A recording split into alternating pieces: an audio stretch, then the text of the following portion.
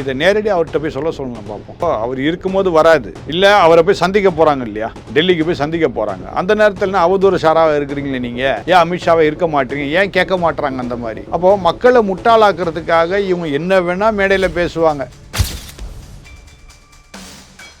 இன்னைக்கு மக்கள் ஏன் கஷ்டப்படுறாங்க, தமிழ்நாடு மக்கள் இந்த 4.5 வருஷமா ஒண்ணுமே அவங்களுக்கு கிடைக்கல. ஆனா திட்டங்கள் நிறைய இருந்துச்சு. ஏன் திட்டங்கள் செயல்படல அப்படின்னா, இவங்க என்ன பண்ணல, சரியான உறவு எங்க வைக்கல, டெல்லியில இவங்க உறவு வைக்கல. இவங்க உறவு வச்சதுலாம் தங்களுடைய சொந்த தொழிலுக்காக தான் உறவு வச்சார்களே தவிர மக்களுக்காக எந்த உறவும் வைக்கல. 3000 ரூபாய் கொடுக்குறாங்க பொங்கலுக்கு, யார் வீட்டு பணத்தை கொடுக்குறாங்க, திமுக அரசு பணத்தையா கொடுக்குறாங்க. ஏன் கொடுக்க கூடாது? உங்கள்கிட்ட தான் கொள்ளை அடிச்சு வச்சிருக்கீங்களா, அந்த 4000 கோடியில் எவ்வளவு மிச்சம் இருக்குது, அந்த காசை கொடுத்துட்டு போங்களேன். அது மத்திய அரசு கொடுத்தது தானே, அதை கொடுத்துட்டு போங்களேன். அதை விட்டுட்டு எங்க வீட்டு வரி பணத்தை நீங்க கொடுக்குறீங்க.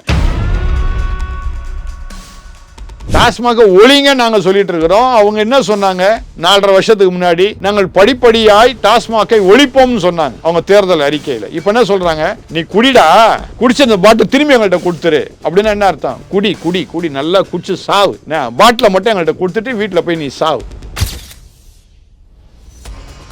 பாஜக ஒருவேளை உங்களுக்கு சரியில்லாத கொள்கைகள் ஒருவேளை நீங்க வைத்திருக்கலாம், உங்க மனதில் இருக்கலாம், அதை பற்றி நான் ஒண்ணுமே சொல்லல. ஆனா மக்கள், தமிழ்நாட்டு மக்கள் நன்றாக இருக்க வேண்டும், தமிழ்நாட்டு மக்களுக்கு நீங்கள் சேவை செய்ய வேண்டும். திராவிட முன்னேற்ற கழகமாகிய இந்த கொள்ளை கோஷ்டியை வெளியே அனுப்ப வேண்டும் என்று நீங்கள் விரும்பினால் அனைத்து கட்சிகளும் ஒன்னா சேர்ந்து வாங்க, என்டிஏ கூட்டணிக்குள்ள வாங்க, வந்து நம்ம அவங்களை விரட்டலாமே, வெளியே செய்யலாமே. எப்படி தாவேக்கா பிஜேபியோட இணைய போகுது, காங்கிரஸோட இணைய போவதில்லை. இந்த அப்டேட் தாவேக்கா பாஜக இப்போ இந்த ஒரு நாள்ல சில காரியங்கள் நடந்துட்டு இருக்குது. அதை இந்த மாத கடைசிக்குள்ள நீங்க பாப்பீங்க.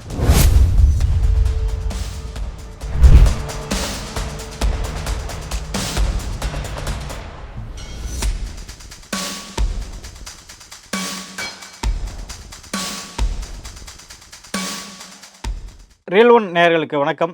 இன்று நம்முடன் இணைகிறார் ஆர்ச் பிஷப் திரு குணசேகரன் சாமுவேல் அவர்கள். வணக்கம் சார். வணக்கம். எப்படி சார் இருக்கீங்க? நல்லா இருக்கிறேன். முதல்வர் அவர்கள் இன்னைக்கு உள்துறை அமைச்சர் அமித்ஷாவை பார்த்து ஒரு சந்தேகத்தை எழுப்பியிருக்காரு. அமித்ஷாவா அவதூறு ஷாவா அப்படின்ற மாதிரி விவேக் பாணியில் ஒரு சர்ச்சையை விமர்சனமாக பண்ணியிருக்காரு.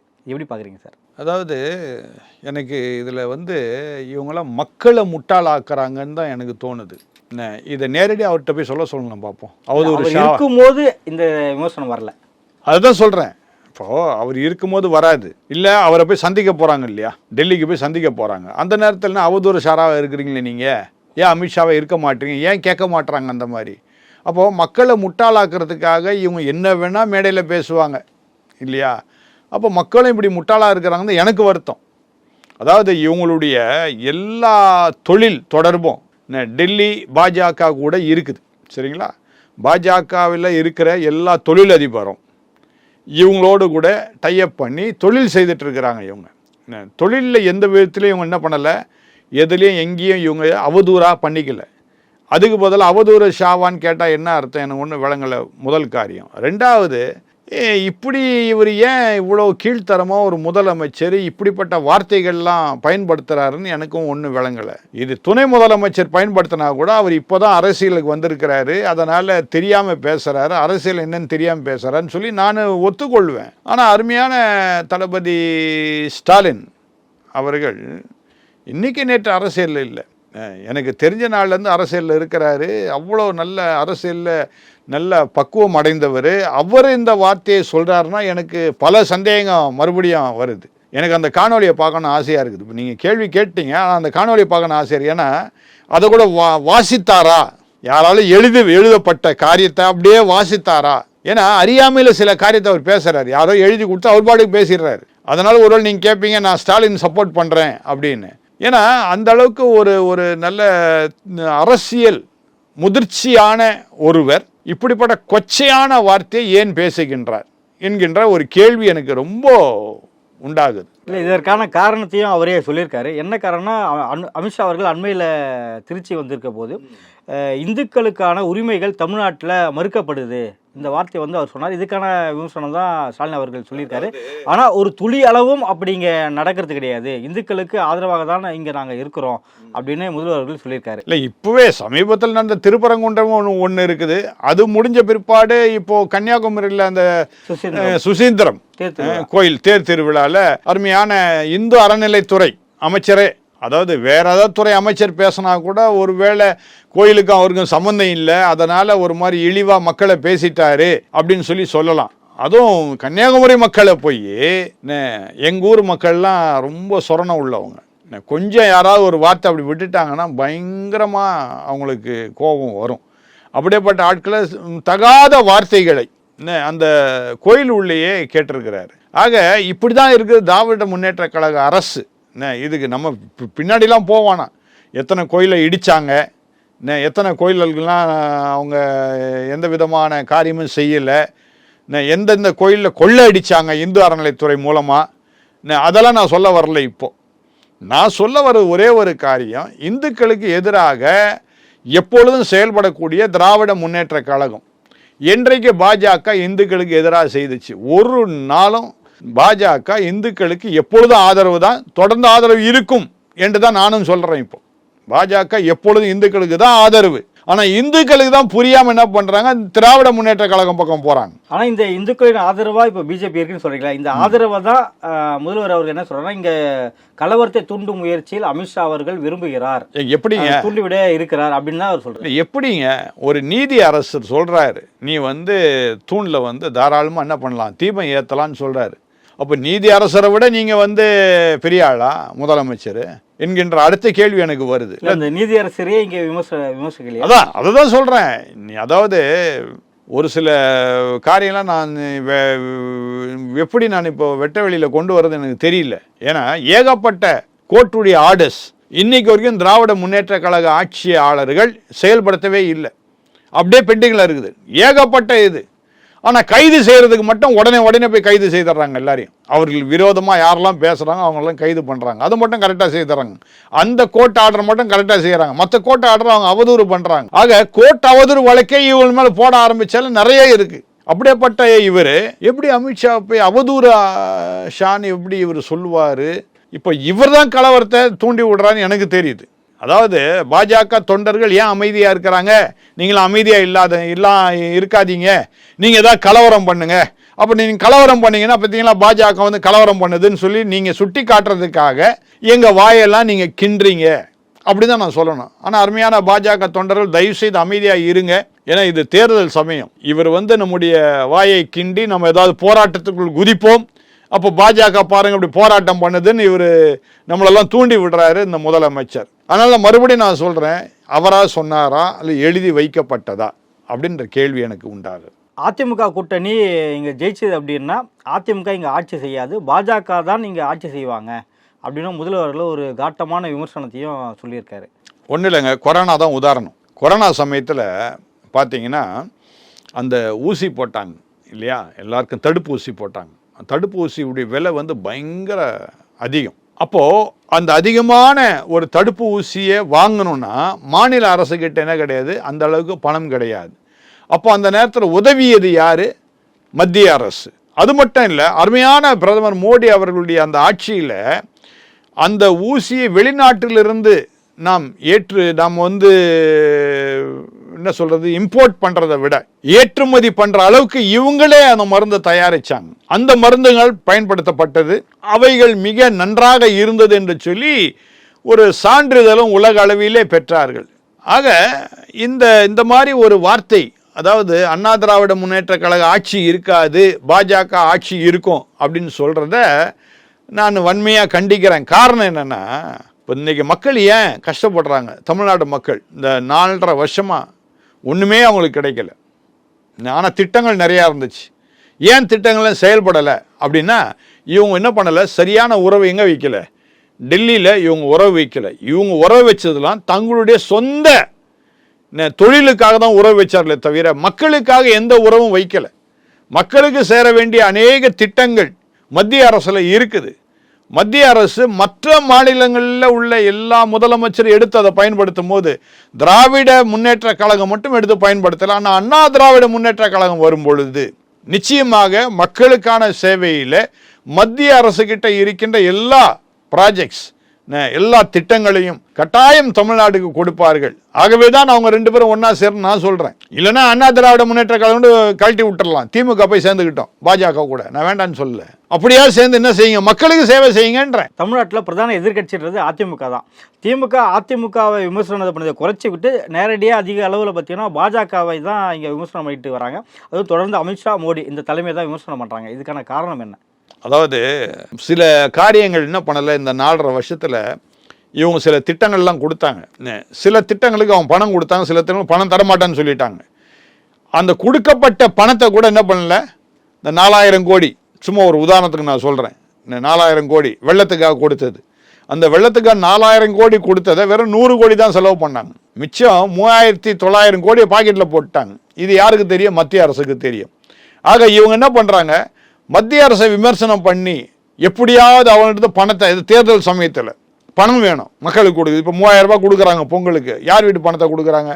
திமுக அரசு பணத்தையா கொடுக்குறாங்க? ஏன் கொடுக்கக்கூடாது? உங்கள்கிட்ட தான் கொள்ளை அடிச்சு வச்சிருக்கிறீங்களா? அந்த 4000 கோடியில் எவ்வளோ மிச்சம் இருக்குது, அந்த காசை கொடுத்துட்டு போங்களேன். அது மத்திய அரசு கொடுத்தது தானே, அதை கொடுத்துட்டு போங்களேன்.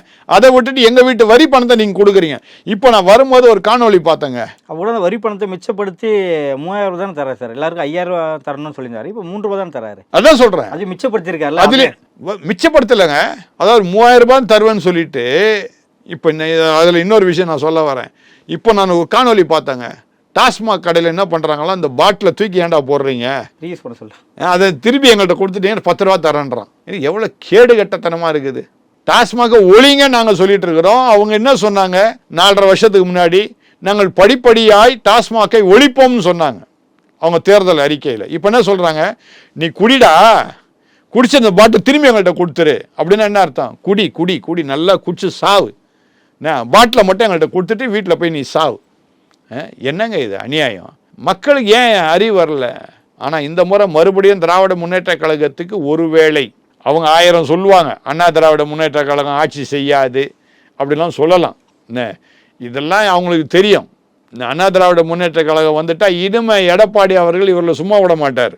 இவர்கள் எல்லாரும் அந்த சார்லேருந்து எல்லாரும் ஜெயிலுக்கு அனுப்புறதுக்கு திட்டம் போட்டு வச்சிருக்கிறார். அதனால இவங்க வரக்கூடாது, இவங்க பயங்கரம் பயந்துகிட்டு இந்த மாதிரி வார்த்தைகள்லாம் வெளியே விடுறாங்க. எடப்பாடி அவர்கள் திமுக ஊழல் பட்டியலோடு டெல்லிக்கு வந்து புறப்பட்டுருக்காரு. ஸோ இப்போ வரும் பார்த்தீங்கன்னா இதுக்கான இடி ரெய்டுகள் நம்ம எதிர்பார்க்கலாமா சார்? கட்டாயம் வருங்க, கட்டாயம். ஏற்கனவே சில இடத்துக்குலாம் போயிட்டு இருக்குது இடி ரைட், சைலண்டாக இருக்குது, சில விஷயம்லாம் வெளியே வரல. இல்லை, நயனா நாகேந்திரன் அவர் என்ன சொல்லியிருந்தாருன்னா 17 பேரோட லிஸ்ட் எங்கள் கிட்டே இருக்குது அப்படின்னு சொல்லியிருந்தாரு. இப்போ இவர் வந்து ஊழல் பட்டியலோட டெல்லிக்கு போயிருக்கிறது ஒரு எதிர்பாராத ஒரு திடீர் திருப்பமா அமையுமா? அரசு நிச்சயமாக அமையுங்க, நிச்சயமாக அமையும். அதனால தான் நான் திரும்ப நான் என்ன சொல்கிறேன், யாரெல்லாம் திமுக எதிர்ப்பாளர்களாக இருக்கிறீங்களோ, எந்தெந்த கட்சியெல்லாம் இருக்குதோ அந்த கட்சியெல்லாம் ஒன்றா சேர்ந்துருங்க. ஒன்றா சேர்ந்து இந்த என்டிஏ கூட்டணிக்குள்ளே வாங்க. நமக்குள்ள கொள்கைகள் 1000 இருக்கலாம். இப்போ எனக்கு மட்டும் நான் கிறிஸ்தவத்தில் எனக்கு ஆர்வம் இல்லையா, இல்லை கிறிஸ்தவ மக்கள் வந்து நல்லா இருக்குன்னு நான் நினைக்கலையா? ஆனால் கிறிஸ்தவத்தில் சில காரியங்கள் தவறு நடக்கிறதுனால தான் நான் என்ன சொல்கிறேன், இந்துக்கள் நல்லவங்க நான் சொல்லிட்டு போயிட்டுருக்கிறேன். இந்த கிறிஸ்தவ மக்களை காட்டிலும் இந்துக்கள் நல்லவங்க நான் ஏன் சொல்கிறேன்? சில காரியங்கள் இங்கே சரியில்லை, கிறிஸ்தவர்கள் சரியில்லை. அதே போல் பாஜக ஒருவேளை உங்களுக்கு சரியில்லாத கொள்கைகள் ஒருவேளை நீங்கள் வைத்திருக்கலாம், உங்கள் மனதில் இருக்கலாம். அதை பற்றி நான் ஒன்றுமே சொல்லலை. ஆனால் மக்கள், தமிழ்நாட்டு மக்கள் நன்றாக இருக்க வேண்டும், தமிழ்நாட்டு மக்களுக்கு நீங்கள் சேவை செய்ய வேண்டும். திராவிட முன்னேற்ற கழகமாகிய இந்த கொள்ளை கோஷ்டியை வெளியே அனுப்ப வேண்டும் என்று நீங்கள் விரும்பினால் அனைத்து கட்சியிலும் ஒன்றா சேர்ந்து வாங்க, என்டிஏ கூட்டணிக்குள்ளே வாங்க. வந்து நம்ம அவங்கள விரட்டலாமே, வெளியே செய்யலாமே. எப்படி மக்களுக்காக சேவை செய்யணும்னு நினைச்சா. இந்த ஊழல் லிஸ்ட்டில் திமுகவோட முக்கிய தலைவர்கள் யாரெல்லாம் இருக்க வாய்ப்பு இருக்குது சார்? நீங்கள் வந்து சும்மா இருக்க மாட்டீங்க போல் இருக்குது, என்னை வந்து வீணா வாயக்குன்றீங்க. உங்களுக்கு தெரியாத ஒன்று நான் புதுசாக சொல்ல போகிறதில்ல. ஏன்னா நீங்கள் 17ன்னு சொல்லிட்டீங்க. அந்த ஃபைனல் லிஸ்ட்டு உங்களுக்கு கட்டாயம் தெரிஞ்சிருக்குது. அந்த ஃபைனல் பேரை நான் சொல்லணும்னு நீங்கள் ஆசைப்படுறீங்க, ஆனால் நான் சொல்ல மாட்டேன். உங்களுக்கு தெரிஞ்சதுனால நான் சொல்ல மாட்டேன். மக்களுக்கு தெரியாது, மக்களுக்கு இது வந்துடும், மக்களுக்கு வந்துடும் லிஸ்ட். இப்போது நாளைக்கு 4 நாளில் வந்துடும், லிஸ்ட் வந்துடும். மக்களும் சிலரை மனசில் வச்சிருக்கிறாங்க. நீங்கள் கேட்கும் போதே அவங்களுக்கு தெரியும் சிலர் யாரெல்லாம் போவாங்கன்னு. அதிமுக கூட்டணியில் ஒரு பக்கம் பார்த்தீங்கன்னா பாமக இணைஞ்சிருக்கு. இங்கே கூட்டணி வலுப்பட்டுக்கிட்டே போயிட்டு இருக்கு. திமுக கூட்டணியில் பார்த்தா காங்கிரஸுக்குள்ள மோதல், காங்கிரஸ் திமுக கூட்டணியில் சின்ன விரிசல் வரும் போல எதிர்பார்க்கலான்ற நினைப்பில் இங்கே இருக்குது.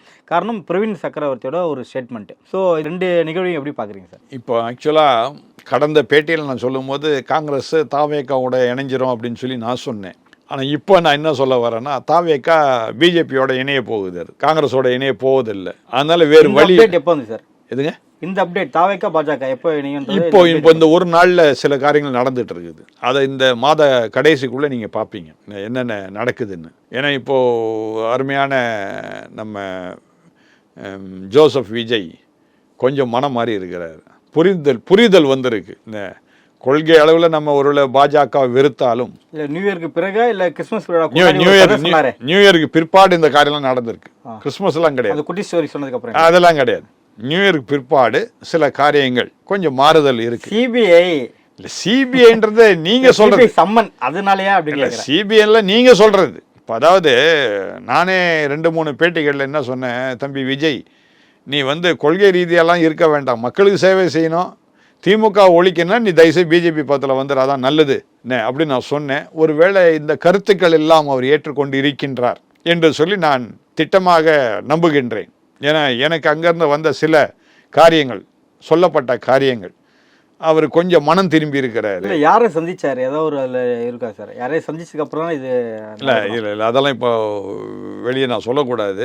ஏன்னா எனக்கே அது கான்ஃபிடென்ஷியலாக சொல்லும் பொழுது நான் சும்மா சும்மா துளியை தான் அப்படி தூக்கி போட்டிருக்கிறேன். போக போக என்ன நடக்குதுன்னு பாருங்க. திமுக விட்டு காங்கிரஸ் பிரியாது, விளங்குதா? ஒரு பேரம், சும்மா அது பேர பேச்சு தான் நடந்துட்டு இருக்குது. காங்கிரஸ் விட்டு அது பிரிய போகிறது கிடையாது.